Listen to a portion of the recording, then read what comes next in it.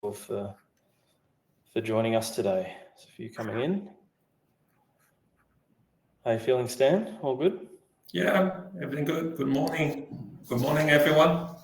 Yeah, sun's shining. It's a good start. Good start to hump day.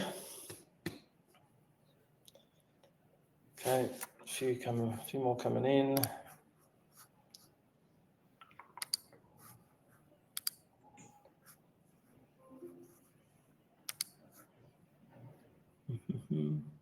Okay, let's get started. You ready, Stanley? Yeah, sure. Great. Hi all, thank you and welcome to our session today. We get to hear great insights from one of ANZ's leading manufacturers, LifeSpace Group. So thank you for your time today. Really interested to get into the industry challenges you've faced and how you've overcome those with your tech stack, decisions you've made over the years to drive the business forward and grow. Before we get into the session though, a bit of housekeeping. If you've not used this platform before, you've got a chat box up in the top right. So we'll try and keep it as interactive as possible. Please feel free to jump in, add comments, questions as we go through the content. There'll be a bit of jargon today. If you're not used to the NetSuite world, there'll be some terms potentially said that you might not know. So please call us out on it and we'll come back to you. We'll also put some polls up. It'd be great to, of course, hear from yourselves on your challenges and how you're overcoming these. So we'll add a few polls in there. And then, yeah, any technical issues, we've got some administrators in the background that can help out as well. So before we get going, a bit of introduction. I'm an underwriter. I look after the customer success team here at Annexa. I've been in the NetSuite ecosystem for just short of a decade, half of that with NetSuite themselves. And Oracle over in the UK team, and then the better part of the last 5 years with Annexa looking after all our existing customers across the ANZ region. Stanley, do you want to give yourself an intro? Yeah, I'm Stanley. Hello, everyone. I'm the enterprise application specialist at LifeSpace Group. I joined the company for about 2 years. Before that, I have done basically in almost half of my career life doing ERP implementation. And the second half of it, I help company to doing some digital transformation as well. So I think it is, thanks Alanda to having me in this sharing section, and nice to meet you all. Great, thanks Stanley. Quick snapshot of Annexa and where we sit in the ecosystem. Been around for about 30 years now. Started off implementing Sage, and then as our customers grew, need to pivot to a cloud-based, scalable, global system. So we took on NetSuite. So we've been doing that for the best part of the last decade, and we've been very thankful to work with a number of leading brands across ANZ in all industries, particularly in manufacturing. So we're excited to dive into a bit more detail of that today. NetSuite's one of those systems that helps with drive efficiencies, drive automation within your business, and we'll touch on that a bit further. You'll hear a bit more about where NetSuite can really help businesses grow.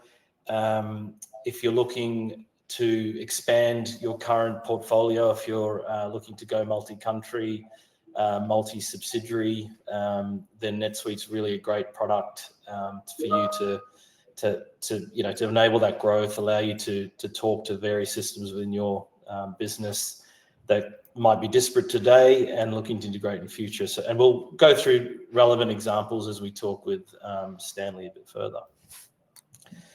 So as we jump into it, it'd be great, Stanley, just to talk through your common pain points within the industry.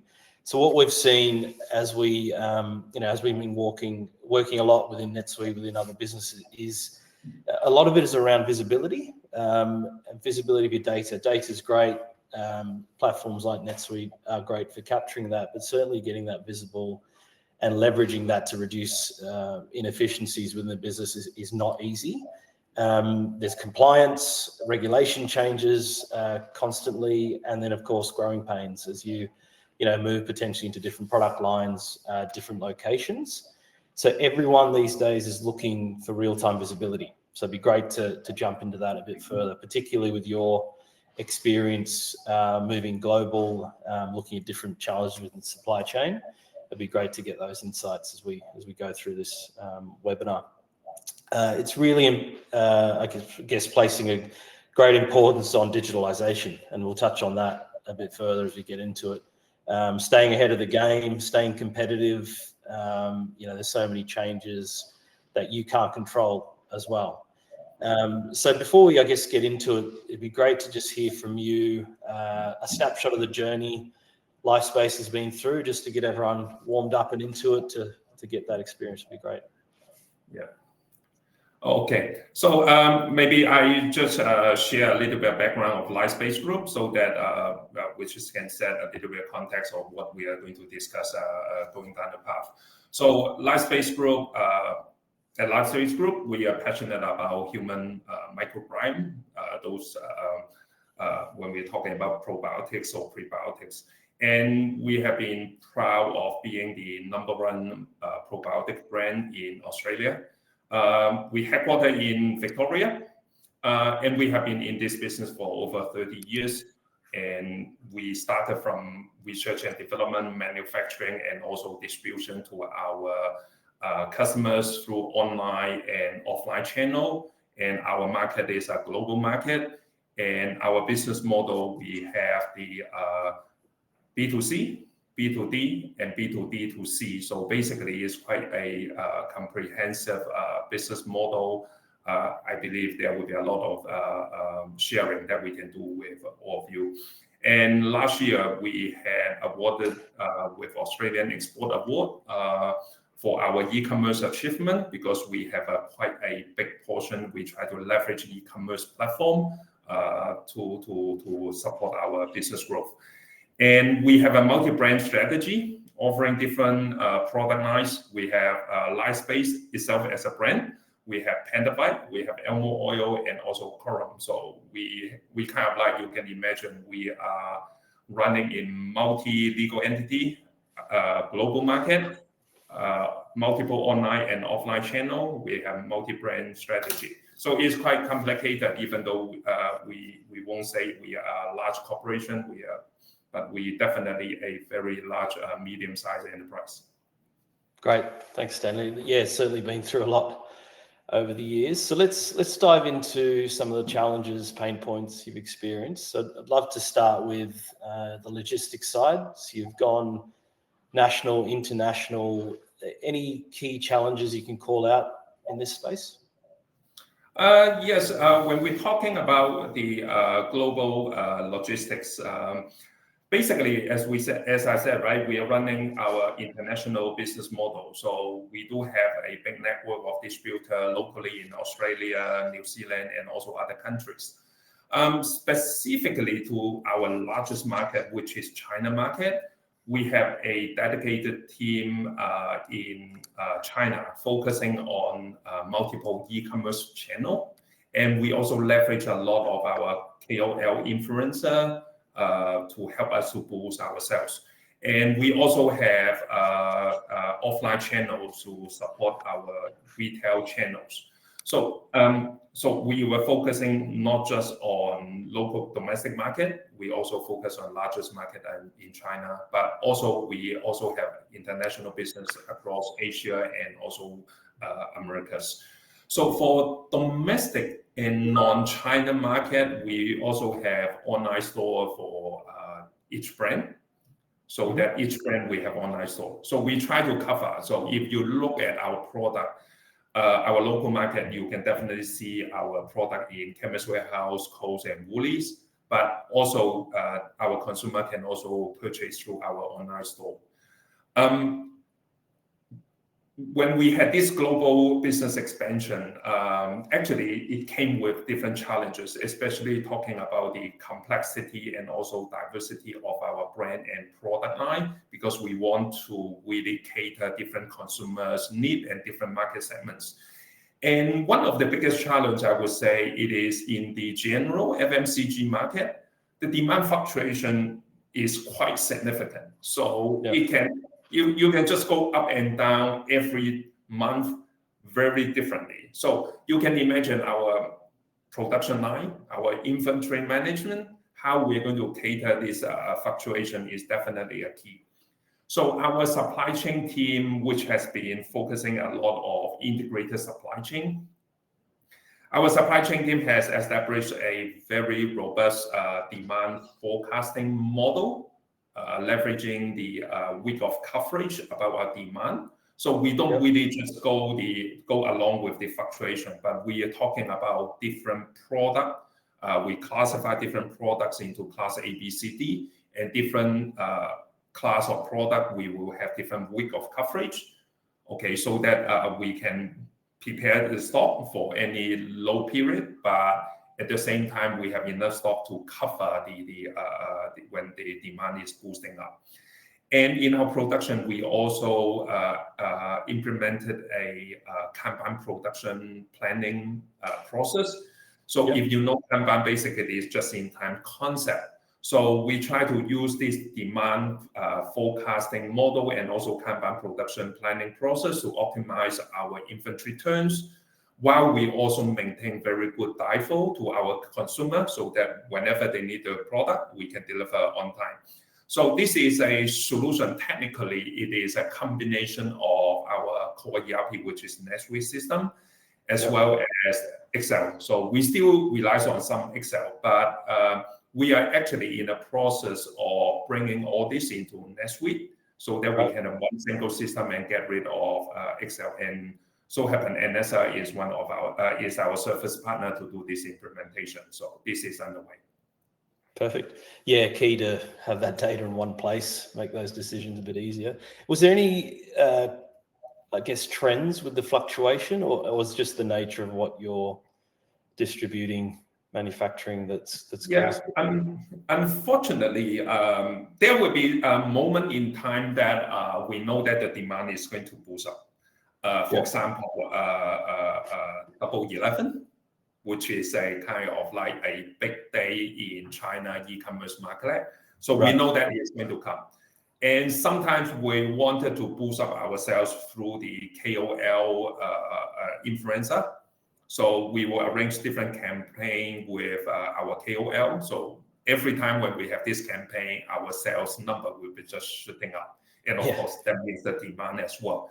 And unfortunately, we don't really have a very good seasonal pattern every year. And that's the reason why we kind of like, we collect all the sales forecasts from different sales channel, and then basically the supply chain team will need to work with the sales and marketing team so that we can rationalize the forecast number before we put them into our demand forecast planning mechanism. So as I said, right, we are trying to use the week of coverage, so that which is a good mechanism for us to leverage out the demand to make it more steady to our production line.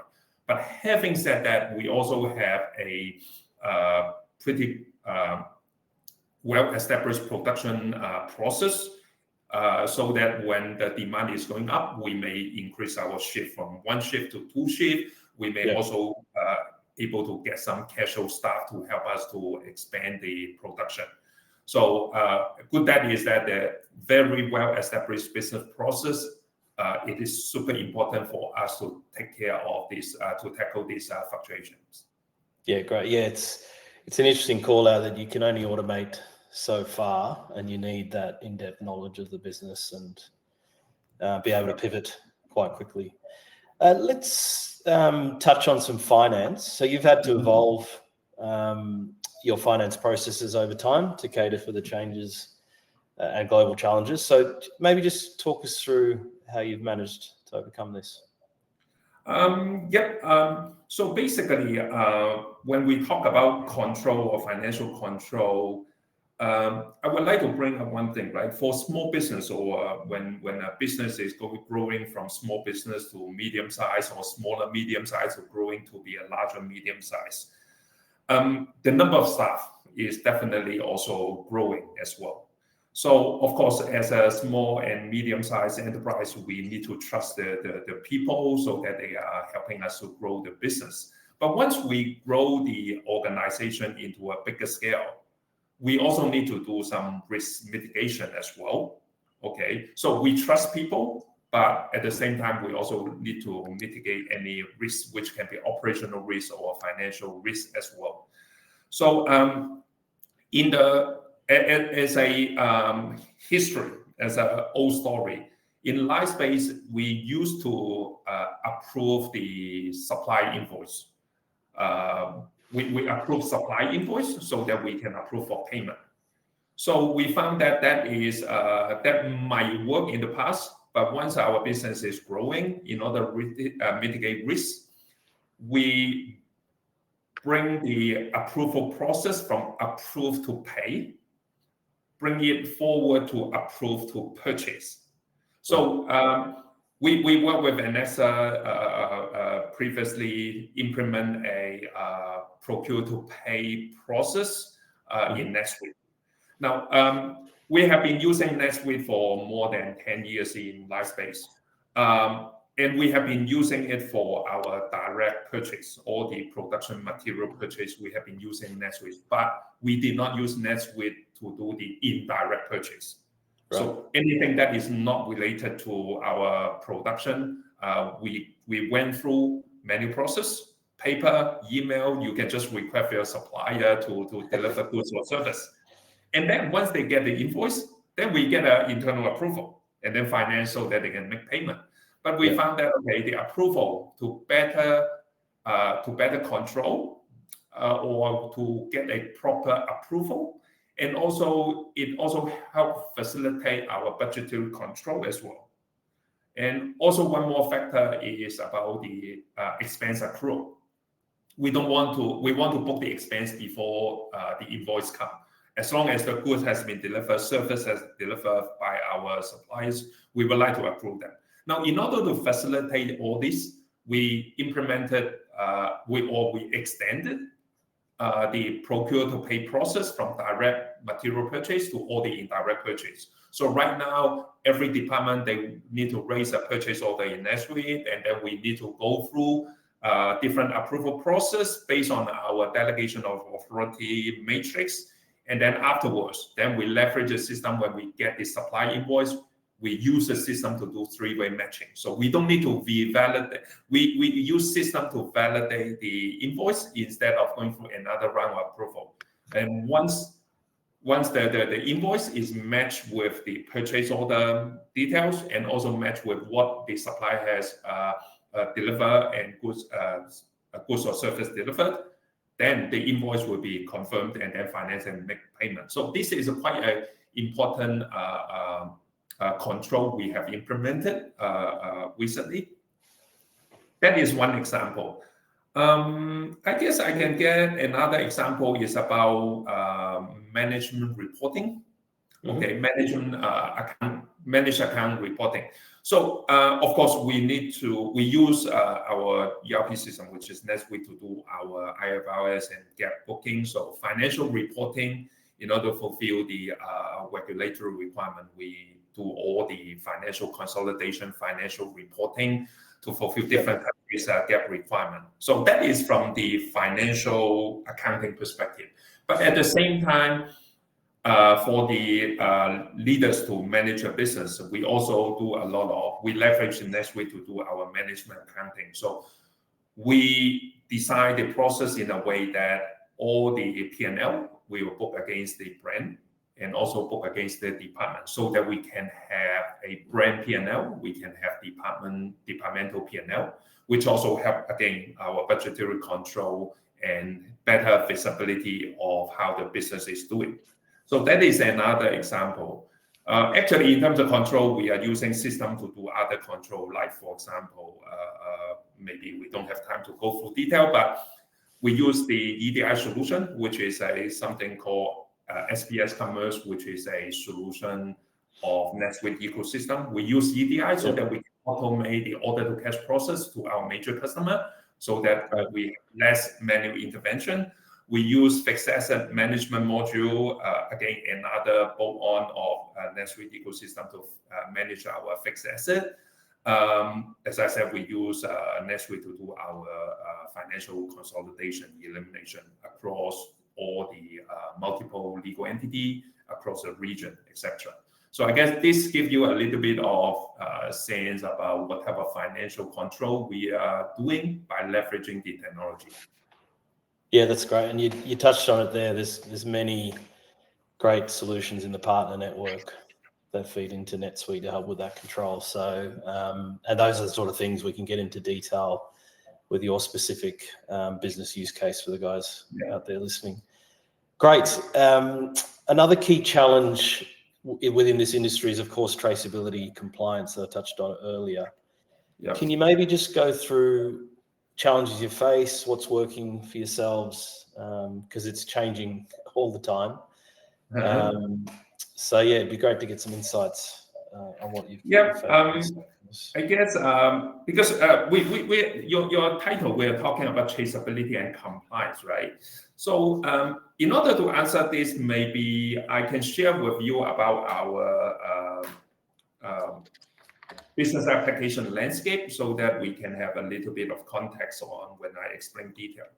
So in our landscape, we have NetSuite as our integrated supply chain solution, as well as finance and management accounting. So this is what you can imagine. This is one layer of it, which is our core ERP. And overlay with it, we will have the quality management system, which is like go along with the integrated supply chain.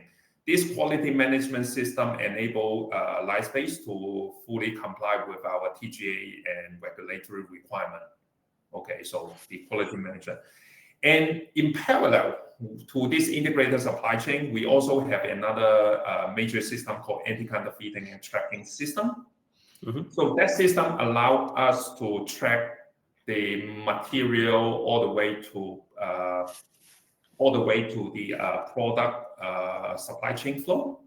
So starting from material to production to our warehouse across the globe, and also when we are selling the product to our distributor. So this whole anti-counterfeiting and tracking system are integrated with our NetSuite supply chain flow. Now, once our consumer, maybe one of you can be our consumer, if you get our product, you will be able to see there will be some QR code on on the top label of our product. If you scan them, we will have a website telling you whether it is the bottle or product you purchase, whether they are authentic product produced by Lightspace Group or is a fake product. So this is to give our consumer confidence. And as I said, right, we have a pretty big market across the globe, especially China. So in order to give our China consumer confidence, they are really purchased made in Australia Lightspace product. That authenticity tracking is definitely important. So these three layers basically work side by side: quality management system, integrated supply chain, and finance and management accounting using NetSuite, and anti-counterfeiting and tracking system. All these are kind of like integrated. And this will allow us to give full traceability. That's great. What do you do to overcome the I guess the copycats? Is it easy to track that and the impact it has on the business? Actually, to be very honest, we do have occasion. We found that there are some factory producing fake product. And those fake products, you just can't tell from your naked eye whether they are authentic product or not. So what we have done in this authenticity check is every single jar or bottle of product, we have a unique QR code which is hidden from a pane you need to scratch. So that QR code is unique, okay? And that QR code is secure and encrypted in our system. Even our internal staff would not be able to see some of the QR code that have been produced. So that data itself cannot be like stolen and then reproduced. So when the consumer is going to scan the QR code, by looking at the bottle, you cannot distinguish. But once you scan, it will pop up a web page to tell you whether this product it is coming from our production line. So that means if the QR code doesn't exist in our system, that means it's a fake. Second one is that when this QR code, because you need to scratch the pin, if somebody, if the first time when you scan, and if the system is telling you that actually this QR code has been scanned before your first scan, then it will tell you this is a fake product. Yeah, wow. So this will be quite tricky, and that means every single bottle of product, we are talking about tens or million every year we are producing. Every one of them have a unique QR code that we can use for that purpose. But of course, hackers or those fake manufacturers, they are very smart on copying. Yeah, they're evolving themselves, aren't they?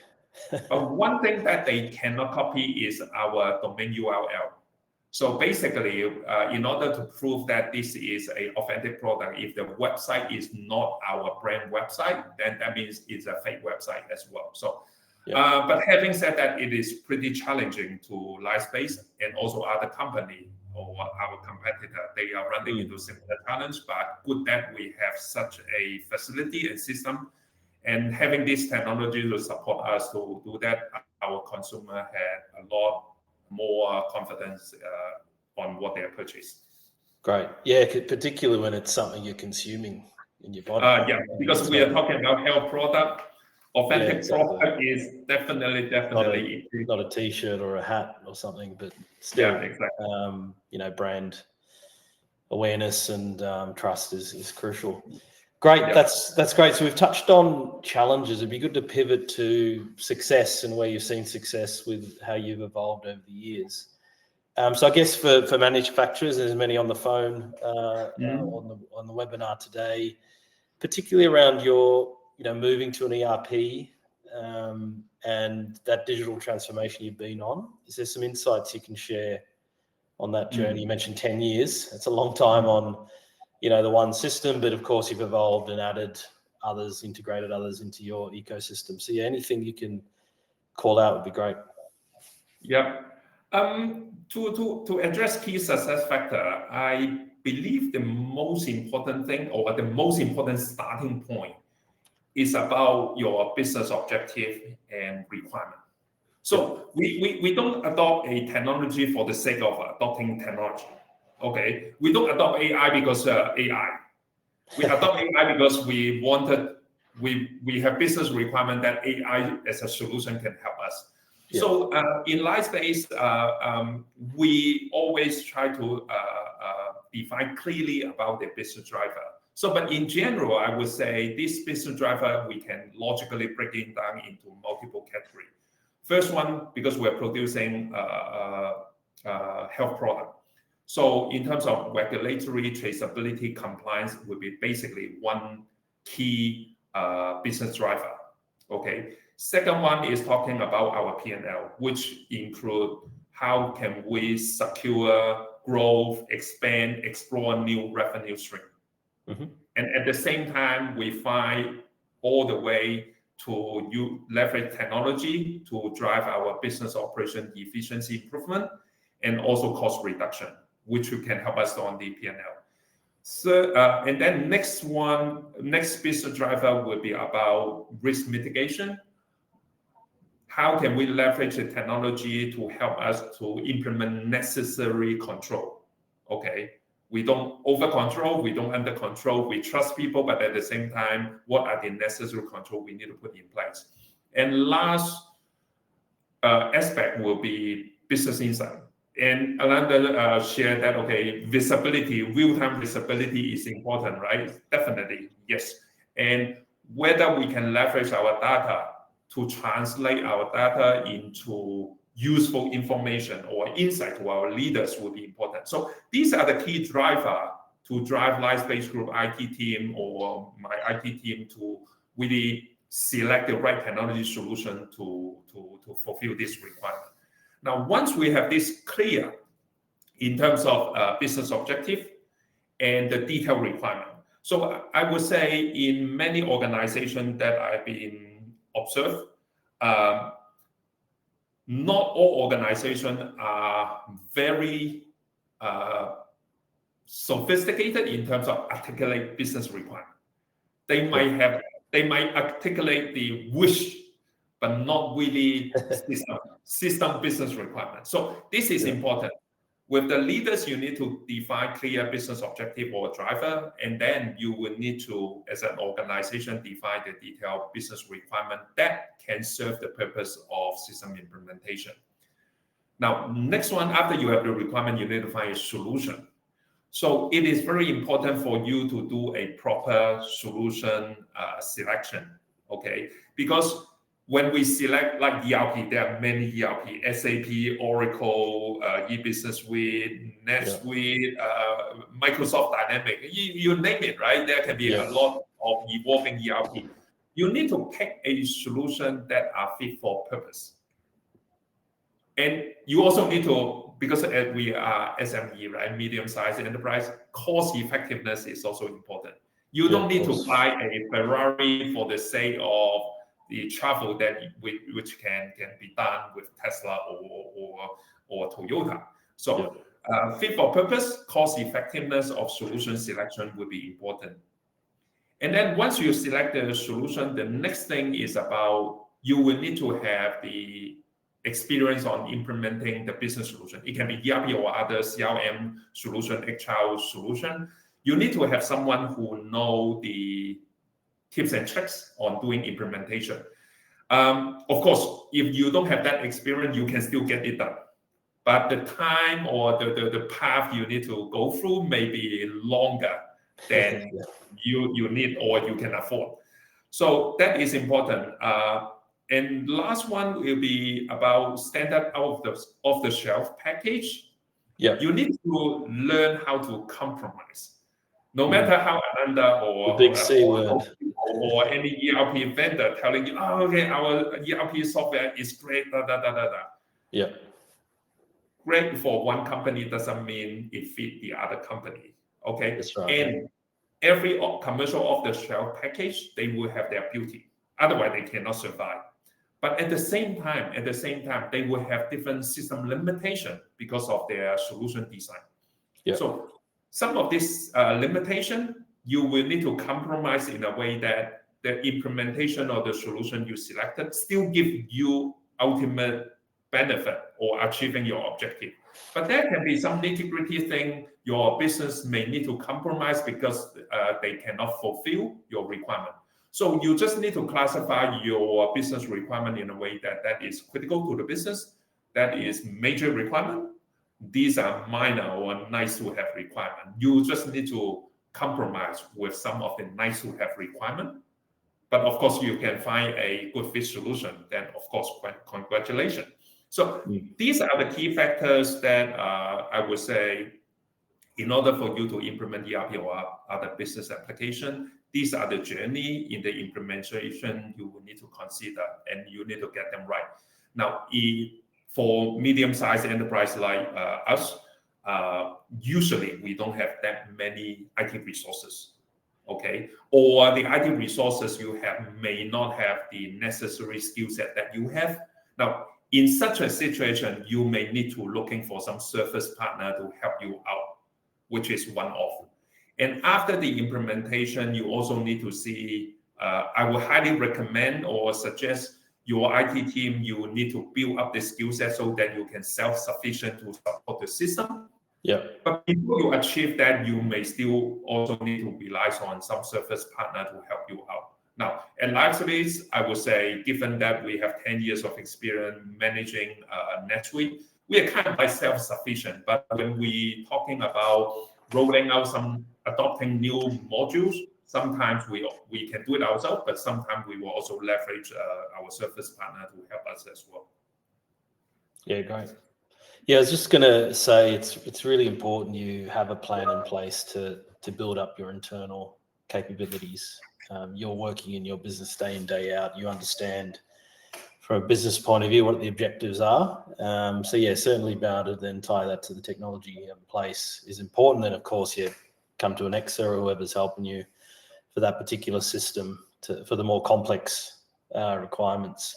The other thing I just wanted to ask is, how have you kept it fresh in terms of, so you went live, 10 years ago, and I found a lot of customers, you go live and then you just sit there for a while, and then, oh gosh, we've got a whole bunch of things on our wish list, and there's just no real plan to roll that out to the best, to produce the most effect for a business. And all of a sudden you've got this huge wish list that's going to cost you what seems like silly money. But how have you, over the time, kept your roadmap relevant and executed on it?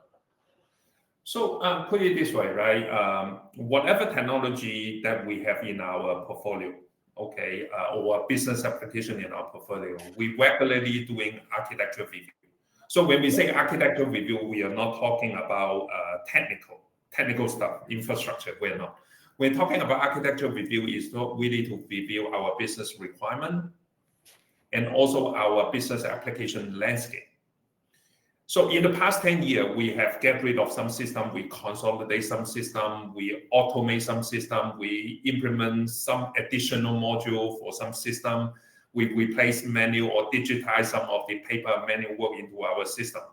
So every year we have kind of like similar exercise we are doing so that we can revisit our landscape. And that exercise doesn't need to be like taking one month or 2 months. Because once you know what you have, it is an easy review. And every year, we will be, our leaders will be talking about our company strategy or the tactical target for the coming year. And then as an IT organization and also other department, every department will just need to do strategic alignment. So once we are solid about what we want to achieve in the coming year, for example, it is August, is late July, August now. Actually, we have already started the planning for next year. We don't wait for December. We don't wait for Christmas. We do the planning now. And having this in mind, then we just go through whatever wish list. We do our portfolio management by discussing the prioritization, the priority of different business initiatives. Yeah. And then we define our IT plan to accommodate that. So that is the exercise that we have been doing. Yeah, no, that's perfect. Yeah, it's really important you involve the rest of the business too. It's not just, hey, IT have said we have to do this. You're just not going to get the buy-in and nothing will get done. So no, that's great to hear. Yeah, true. Actually, I have a say in the company, and that is how I articulate to our IT team, right? Yeah. IT department, or in our company, we call it business technology department. So we said business technology department doesn't need to exist if there's no business requirement. Yeah. So we have this organization, we have this technology here simply because we have business requirements. So whatever we are doing, we are trying to meet the business requirement. So as you said, right, the business department or the business user engagement is the key to drive any IT initiative. Yeah, great. Yeah, and particular business that doesn't stop. There's something going on all the time. So finding the right time to do an initiative such as improvement is difficult, but if you can outlay the long-term benefits, then it's certainly worth focusing on. That's great. Really good insights there. So I guess to close out before we get to some questions, what excites you over the next 6-12 months? Where's LifeSpace Group looking to innovate? Well, this is basically, I would say it won't be in next 6 months or 12 months. I would say it's like regular annual exercise. So as we said, right, we are doing the annual planning every year, and which is like Q3 or Q4 or previous year. But basically, the company, the LifeSpace Group, as a company, we kind of like we have established quite a good continuous improvement culture in the organization. So every department, every year, they will be driving for any improvement. Now, it's specific to our business. I would say we are #1 probiotic brand in Australia, and definitely we are not going to lose it.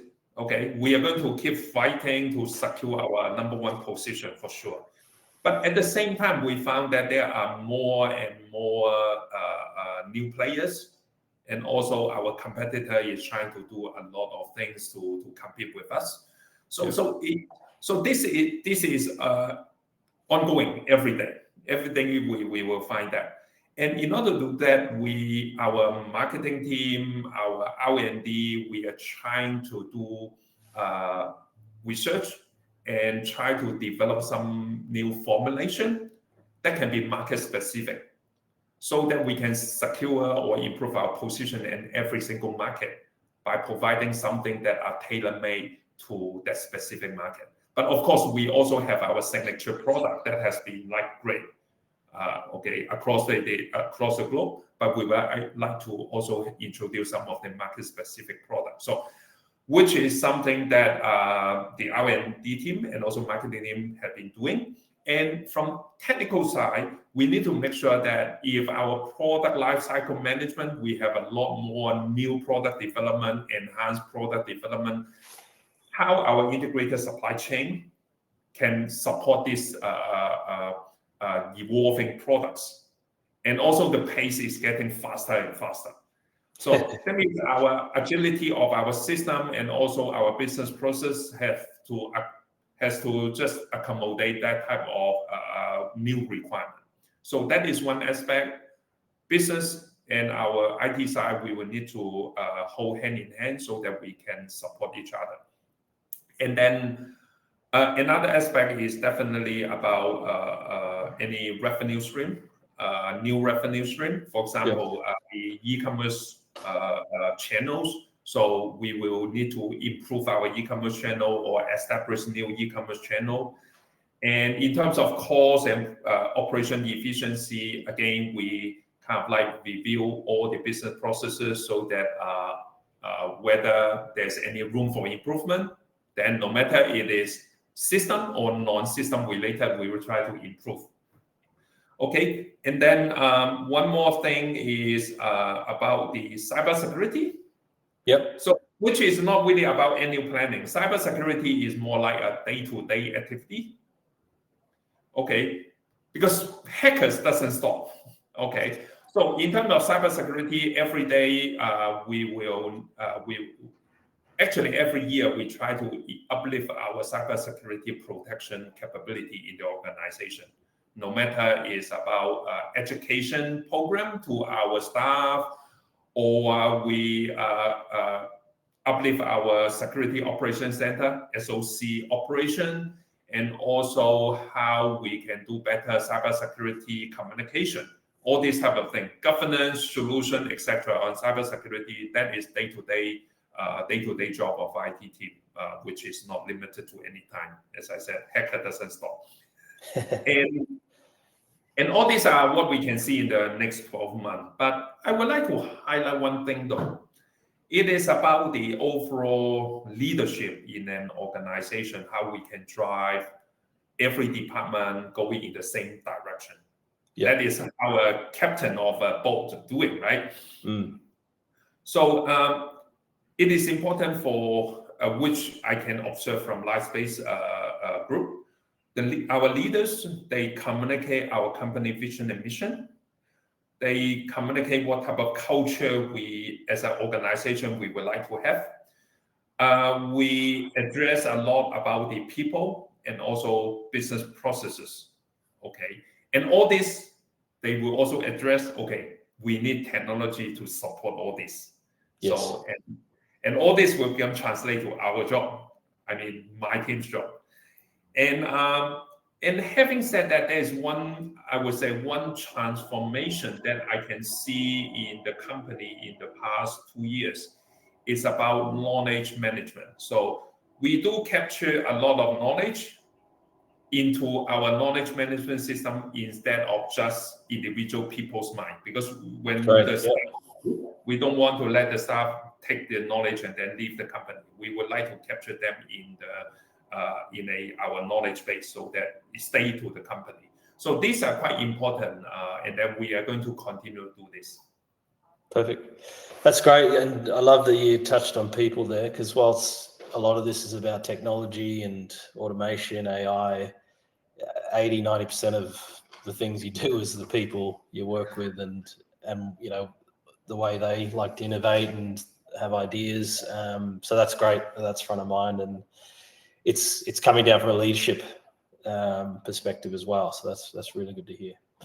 Great. Thank you, Stanley. Now to put you on the spot, if I haven't already, over the last 40 minutes or so, we've got a few minutes for questions. So we've got a couple that have come through.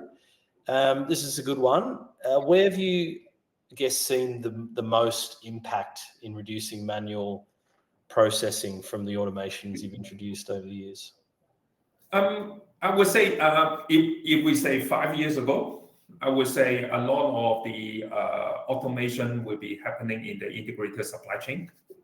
Okay, because we move a lot from the paper, and especially a lot of our quality, before our quality management system is in place, we do have a lot of paperwork. Having all this integrated into a ERP system definitely is a great change in terms of reducing manual effort. Another one is the procure-to-pay process I'm talking about. So before we put the procure-to-pay process for indirect purchase into our ERP, we found that our finance team spent a lot of effort to validate every single invoice because the upstream information are not in system. So all the purchase request is in email, phone call, maybe WeChat, or maybe WhatsApp. And maybe paper, video, paper purchase order, etc. And how can you prove the goods and service have been delivered by the supplier? So a lot of manual effort has been done by needed from finance team to validate all this information. So the procure-to-pay process implementation definitely, with the three-way matching using system, definitely help a lot to reduce this manual effort. And also, it also improves the accuracy. Yeah, it's not just about effort, right? It is about the accuracy as well. So that improves both efficiency and also accuracy. So I believe these two are the key things I could imagine in what happened in the past 5 years. Yeah, perfect. Yeah, common one. Purchase order before pay. Instilling those behaviours. So that's great. Great, you're focused on that. We touched on the supply chain fluctuations earlier. What have you leveraged from a tooling perspective to help with this? So in terms of software tools, we are talking about Microsoft Excel. So there was a point in time I always say Microsoft Excel is the best software in the world. My opinion. I actually met a man once who didn't like Excel, and I almost fell out of my chair. But put it this way, right? The tool itself is spreadsheet, right? Microsoft Excel. The most important thing is not the spreadsheet itself. It's about the robust demand forecasting model we put into Excel, and that involve a lot of that mechanism came out from our very sophisticated supply chain team. Okay, our supply chain department head who drive this model development, and then they put this model into Excel. But right now, because this demand forecast also relies on some of the inventory data and also the sales order information, open sales order from NetSuite, and that's why we always need to integrate some of this information from NetSuite into Excel. And that was also the reason why we want to move this model from Excel into NetSuite, so that we can reduce this manual data interchange and make it more automated. But the demand forecast model we have, our supply chain team has established, which is kind of like fit for purpose. We have been managing our inventory and also our DIFO to our consumer and our customer pretty well, which was proven in the past 2 years of supply chain KPI. Okay, great. Yeah, certainly it's a great base tool, but yeah, once you start expanding and you need better control, visibility, moving it into one place is great. I think we'll leave it there, actually, Stanley. Some great insights. So really appreciate your time today, and thank you everyone on the call for joining as well. Really appreciate you, Stanley, and Lifespace Group as well, for everything you've done leading into this, and then all the insights we've gathered today. For anyone out there, you'll get an automated email at the close of this session. Please share with your team that couldn't make it today and would love to do a individual session with you as well. So reach out to me directly if we're already in contact, or the sales email address we've got there. You'll get links to the recording, but yeah, as we touched on, it's all about what your business objectives and requirements are to really help you. So I hope you enjoyed it. And again, thank you, Stanley. Thank you everyone for joining, and have a great week. Yeah. Thanks for having me. Have a good week, everyone. Cheers. Bye.